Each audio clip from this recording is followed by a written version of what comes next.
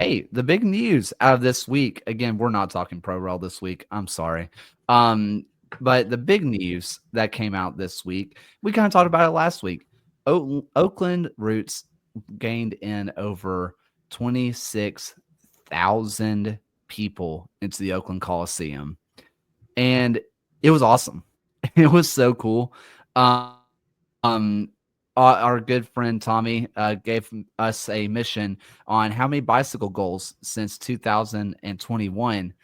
And I can confirm, Tommy, that Oakland are the only team that have had 5 bicycle kick goals since 2021. Now, there's been a couple of clubs on 3, but nobody has 5. Super fun stuff.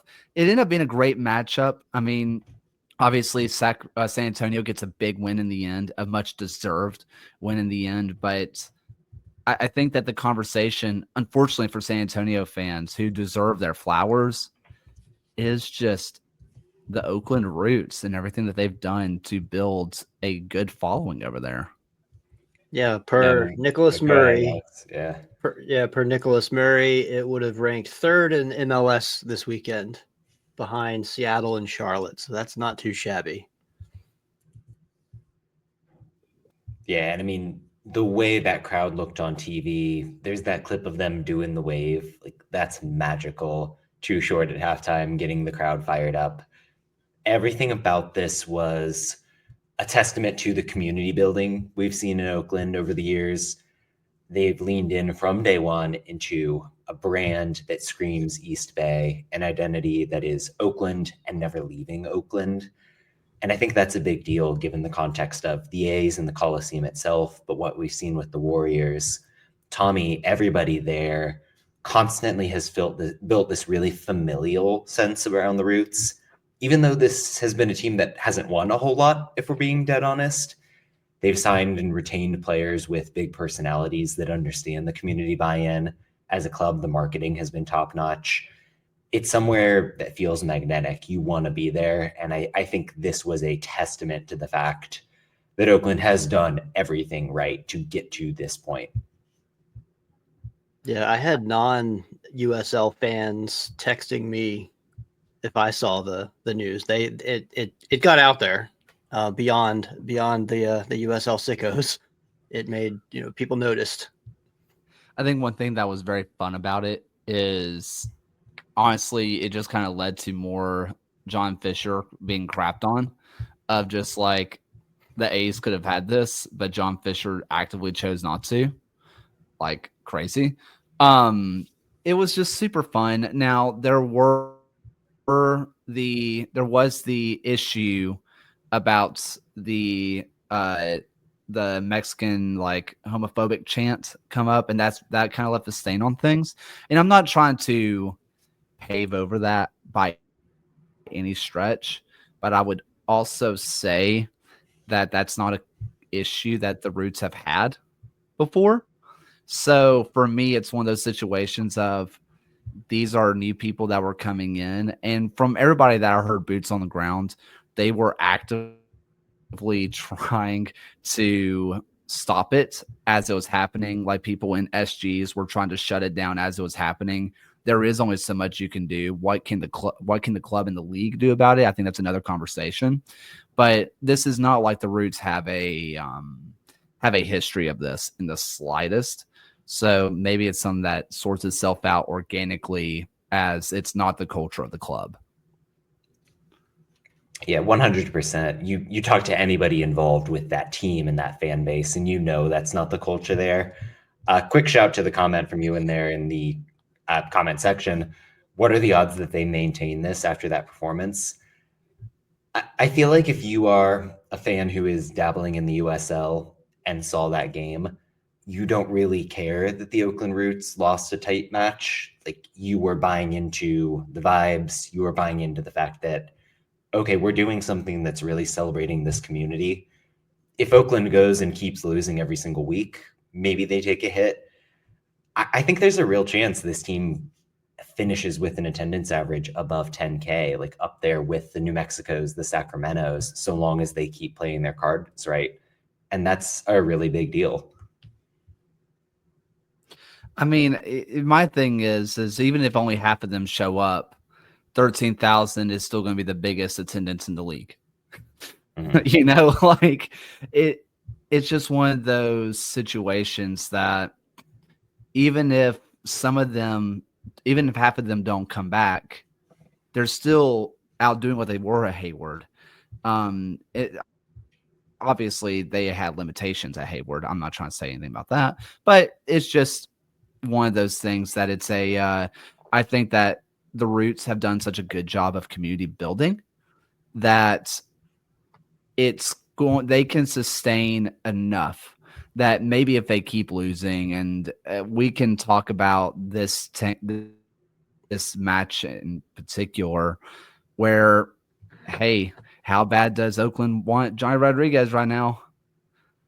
They don't. My thing with Oakland right now, this is a big testament to San Antonio. They look awesome.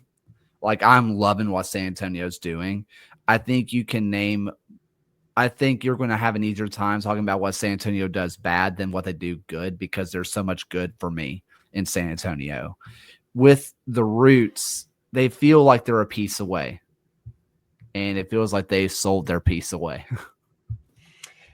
To me, the problem isn't even the striker spot. Like, the fact that we really are rolling with Tyler Gibson and Daniel Gomez in that midfield week to week. That, as much as I love Tyler Gibson and think he's a legend of the league, I love the local aspect that Gomez brings to the table. That just doesn't cut it at this level in this improving division. I think certainly having somebody of Johnny Rodriguez's caliber would help, but you think about the way that game played out. Almost every time that Peter Wilson got the ball up top, Mitchell Tainer was breathing down the back of his neck, making sure he couldn't do anything. And Johnny Rodriguez wouldn't have fared much better. I think San Antonio knew how they wanted to defend. They never let them get out in transition. It felt difficult to get anything going in terms of progressing passing moves. Some of that is Oakland, again, but I think by and large, this was yet another result where you look at San Antonio and come away very impressed. All right, well, let's go to the championship, where we're going to be spending a good bit of time in the Motor City. First off, with the USL Championship Tactics Show. Has taken an appreciable step forward in terms of their attacking patterns this season, and it largely owes to the ability of their forwards and midfielders to interchange and overload the half spaces. You're going to see Ben Morris dropping for a touch here, while midfielder Jessiel Cedeno steps above him, but there's layers even beyond that. Alex Villanueva is there at the left wing back spot, and Detroit made great use of that in their draw against Birmingham over the weekend. Here, though, Ben Morris is going to dictate play. He's going to cut across the face of goal, beat defenders, draw defenders in, before finally working towards the right wing back. When the moment arises, because of the two players ahead of him, Morris has the space to make a delayed run toward the edge of the box where he'll be able to score. It's sophisticated, it's smart, and it's classic Detroit in 2025.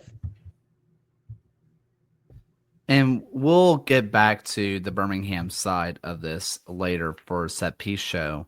But Detroit looks awesome. And the kind of joke that's been kind of going around, I saw it pop up as a reply, was Maxi who? What Ben Morris has been doing has been awesome. Cedeno has been great. I've been very impressed by him. And someone who's new to the league, but is quickly showing why they brought him in, is a Darren Smith, who in Finland was a top goal scorer. Now he's showing some pretty good finishing prowess of his own. This team looks much more dangerous than they did last year. And I'm not saying we overrated the loss of Maxi Rodriguez, but I do think we might have underrated what they already had here. I think we always saw these flashes from Ben Morris. This was a striker that was willing to drop in and get touches, very unselfish in terms of his movement from side to side, like dragging defenders out so somebody could fill in space behind him. I obviously think Maxi is a tremendous player. Like, you would never willingly choose to get rid of somebody that good. But there's an argument to make that Detroit maybe rested on their laurels and became too reliant on him they became easier to defend against because it was Maxi and then question marks about plan B.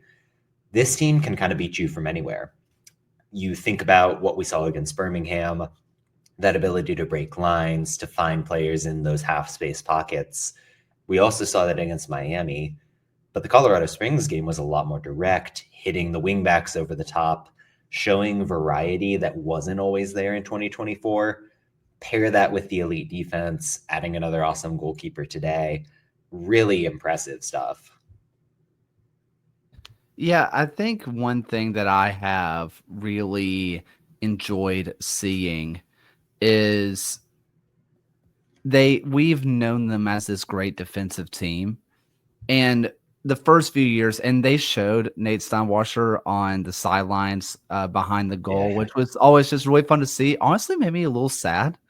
It kind of made me, it's like, man, this really is done. It kind of sunk in for me weirdly then. But before it was our defense is awesome and Nate Steinwasser is back there somewhere. Like he'll save us. They're not doing that this year. They are really taking it to teams. They're going to die on the sword. And so far, they haven't been doing a whole lot of dying. Like they are really going for it. They're not just sitting back. Alex Villanueva got brought up in chat. He's someone who always impressed me in Orange County if he knew where he was playing that day. He was just kind of Orange County's just go play somewhere. We don't really care. Like Ben Zobrist-esque, where it's like, you'll play, figure it out, kid. He's been awesome over on that left wing back role for them. I really love what Detroit City is doing early on this year. So within the context of that tactic show, I kind of highlighted that moment where Ben Morris had a choice to make. He could have turned, he could have kind of doubled up with Villanueva and gone at the Legion left back. Last week in the Legion game against Lou City, there were a handful of moments where Manny Perez and Adrian Perez were able to double up on Ramiz Hamuda at left back. Are you seeing that as something that's an issue for this team? Like, I think there's a lot of things you could focus on, frankly, with the Legion right now, but like, does that worry you that we're kind of seeing that as a pattern? I'm going to say no. And I think it's because Ramiz, while he is a good left back, A, he's 16. B, he's more center back than anything, and he's having to play that out of necessity because Fanuel Kavita is out with injury. I think that's more the issue here. I think you're looking at really a second choice left back, and I think that's really what's going on here. I think it's not as big of a deal as it may seem. However, I do think when you're looking at this team defensively, that is where the weakness is, but it's not my primary worry. Gotcha. When Fanuel gets back into the team and like Turnbull's back into the team and they're still picking out that left back, then I'm worried. But right now, no. Okay. Speaking of Birmingham, let's go ahead and get to the set piece show for this week. Welcome to this episode of Chaos Corner Kick Market, where we're talking about Birmingham Legion's 3 set-piece goals in just as many matches, where it's all about the in-swing cross, some off-the-ball movement, and just a siege mentality. Here you're going to see the off-the-ball movement where one player runs in front of the ball, and it takes the player out of the wall, and it makes it a little bit easier to get this low-driven cross in, where it's easily headed into the back of the goal. Now, it worked perfectly against Detroit, where off the ball movement, they run down the line, brings a defender out of the wall, because if not, it's an easy cross into the box. The siege mentality is they are sending a ton of players forward. You can see Legion are sending almost everybody except for 3 players into the box, into this back post, where unfortunately Stephen Carroll does head this in for an own goal. But if you look behind him, there are 3 players behind him, 3 Legion players, to head it in for him if he doesn't get a touch. Unfortunately, it does deflect into the back of the net, but this is why Legion are so dangerous on the set piece. And that is why Birmingham was able to get back into this match and almost took the lead as Kabir Hernandez Foster hits the wall and it hits off the post. Came really close. Set pieces are why Legion have been in all these matches. And honestly, it seems like now that they have two really good set piece takers in Torres and Kobe Hernandez, it seems like this is going to be something that's going to be the secret weapon for them. Yeah, I mean, to kind of invoke Lou City again, that was a great team in a lot of ways last year. But the fact that they were so dominant on set pieces and especially their corner kick offense, that's the reason they coasted to the Players' Shield. Obviously, the Legion are not going to be in that discussion this year, but it's something that could get them into the playoffs if they keep pushing it, if they keep being creative in the way that you really nicely broke down there. I could have spent 5 minutes on the first set piece goal that was in there. The way, and Legion have always done this, where they do, and I don't know the technical terms, so I want to use like American football terms. They do a lot of stunts where players just kind of cross. They do like a lot of scissor concepts. If you play basketball, a lot of rub concepts where they kind of trade off players, almost like a mesh concept in football, where if they're playing man-to-man, they're going to run into each other. They do a lot of dummies where they fake a run and drop back. There are so many moving parts that even if you're a coach and you know every single detail, I don't know how you keep up with it.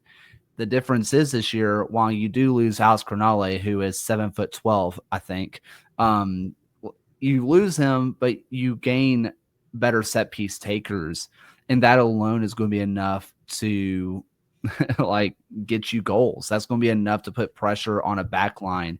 And for Detroit, like you saw with Stephen Carroll, and the reason you do that in swinging cross, right, is because all you have to do is touch it, and it's going to go into the back of the net, or at least go goalward. It's not like an outswinger where you have to really position your body and push against momentum to make it go forward. You're going with the momentum. Stephen Carroll was just unfortunate that he touches it with the momentum, it goes in. That's why they are so they emphasize so much that in swinging cross.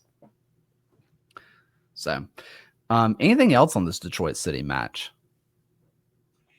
Like Tregarthen's energy off the bench, think he could be a useful player. He's a stud. He was great for Asheville City last year too. He was really, really good for them. Kind of a play anywhere player for them as well. So I like what he has to bring. All right. I'm going to kind of go producer's choice here, where I would like to go Sacramento versus Switchbacks, where Sacramento look good. They're coasting. Oh, penalty Colorado Springs. Oh, penalty Colorado Springs. It's 2-2. I'm just going to ask the first question, which is, was the second penalty call the right one? That's a fair question. Maybe a little harsh for my taste, if we're being honest here. But it's the result. This is always my focus with this sort of thing. Like, this is the result of a process where Colorado Springs up the ante. They got Fjellberg onto the wing. They got Fontana into the central midfield. And Sacramento, dare I say it, kind of rested on their laurels. They were willing to sit in deep block. They invited that pressure. When you're putting yourself in the position to give up 2 penalties, some of the blame has to kind of fall onto you in that situation for my taste. And credit to Quincy Huerman, who did what he needed to do to draw that. I had questions, frankly, on some of the positioning on the other calls, so say what you will about the referees, but yeah, I don't know, man. Sacramento should have been more positive, and I think they're going to learn some lessons from this game. I think one question I'm going to have for you, John, we're seeing the reemergence. I say reemergence like he ever fell off. Jack Gurr, where he gets his goal. And it seems like this year, Neil Collins is really emphasizing getting him into the box. Meanwhile, before with Briggs, it was death by 10 million crosses. Like Gurr would get into the box. He would kind of do that just inverted run in and take a shot himself and do that kind of stuff. But Jack Gurr now is really seeing himself be ever present at that back stick to be an option. Is that just a Briggs versus Collins thing, or is this something I'm just kind of making up?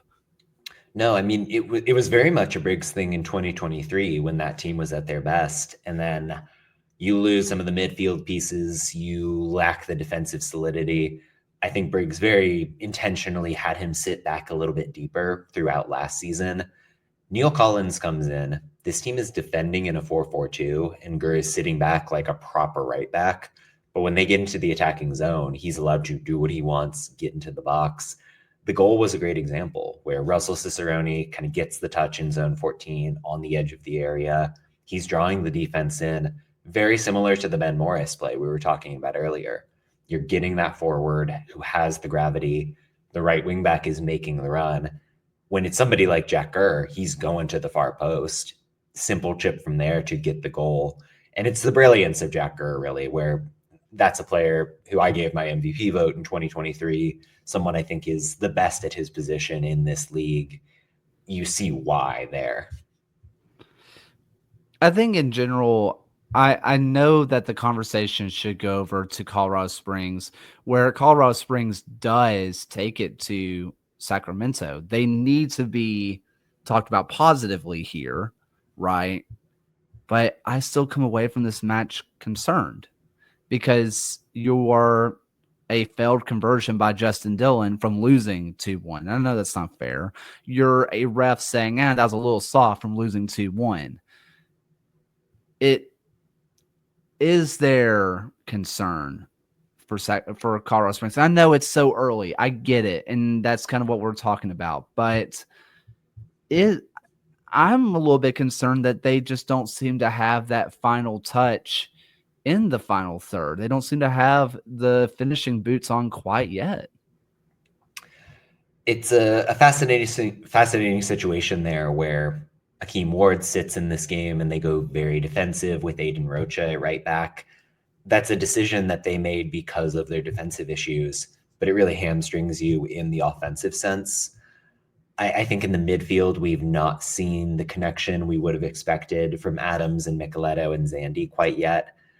For me, Juan Tejada simply wasn't doing it. And I think they improved appreciably once he had to go off and Justin Dillon came into the game.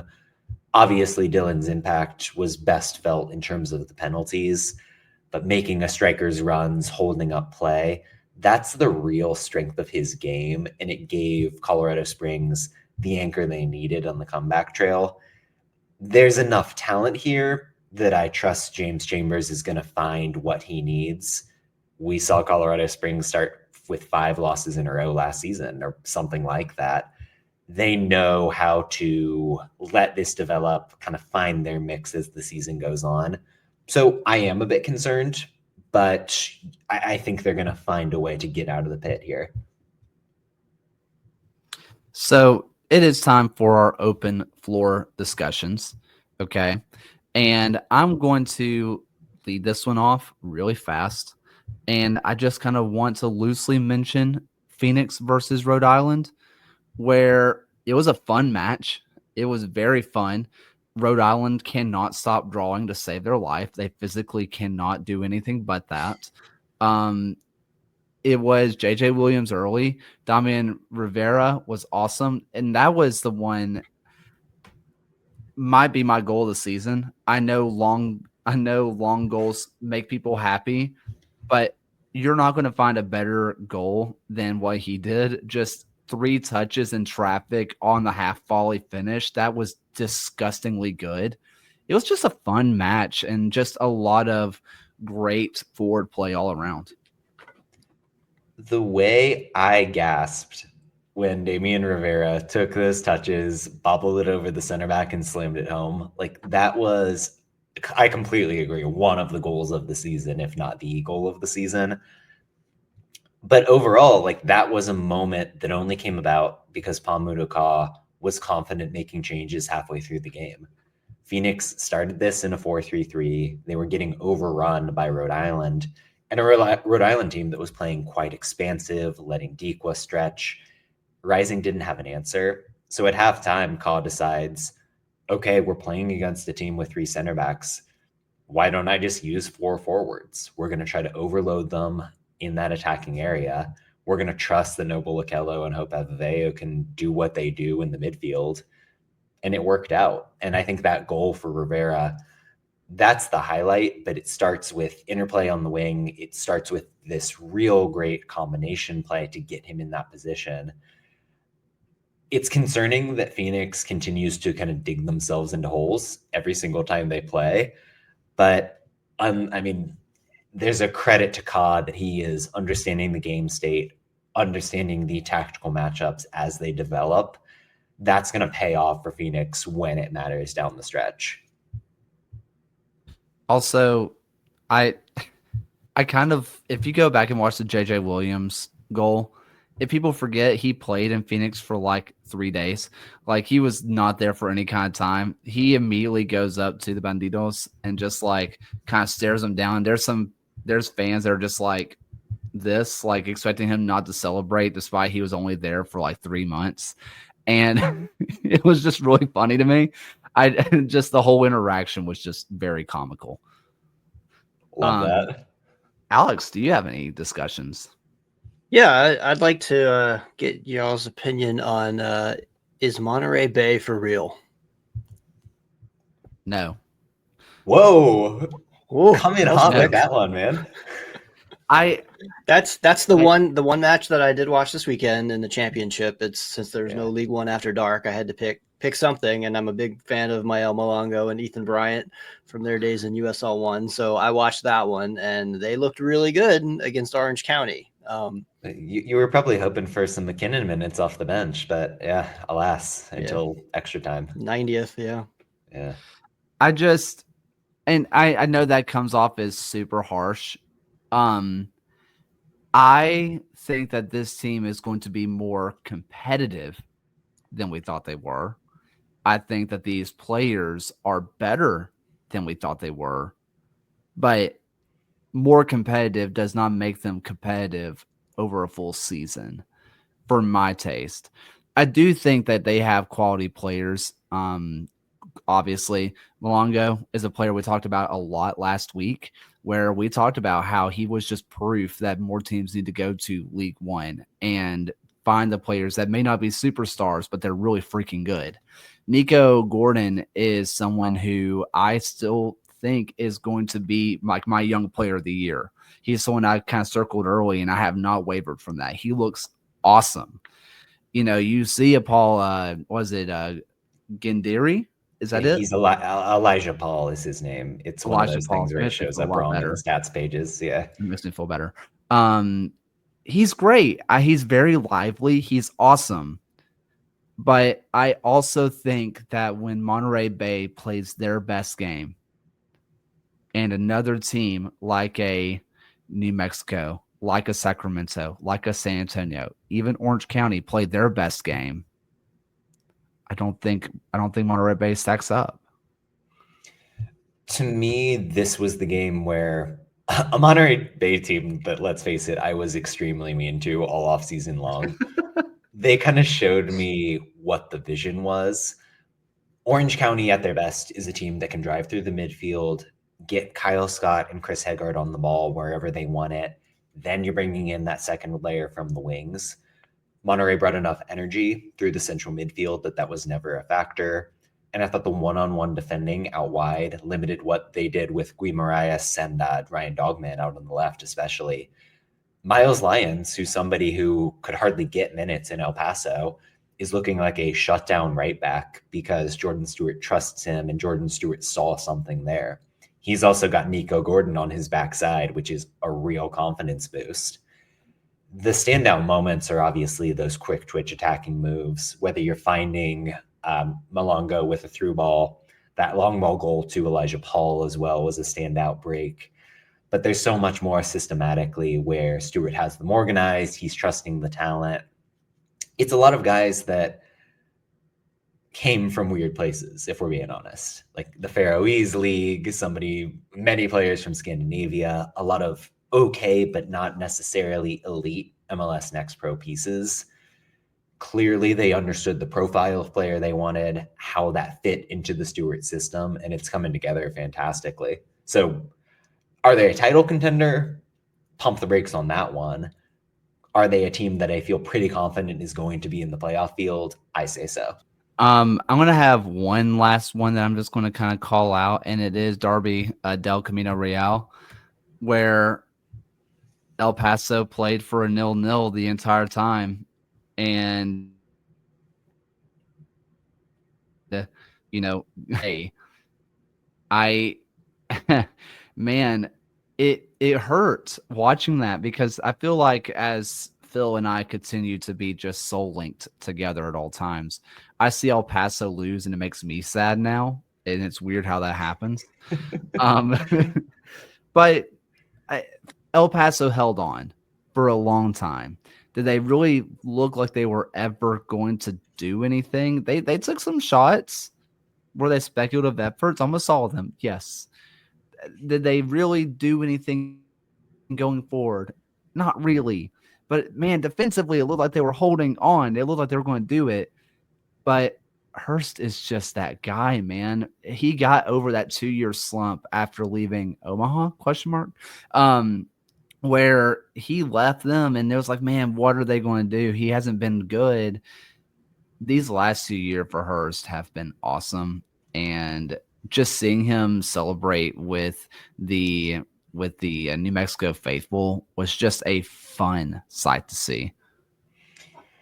So I was taking some heat across social media because I was kind of out on this New Mexico performance, and I feel the need to just talk about where this team is at under Dennis Sanchez, because Sanchez brings some baggage with him.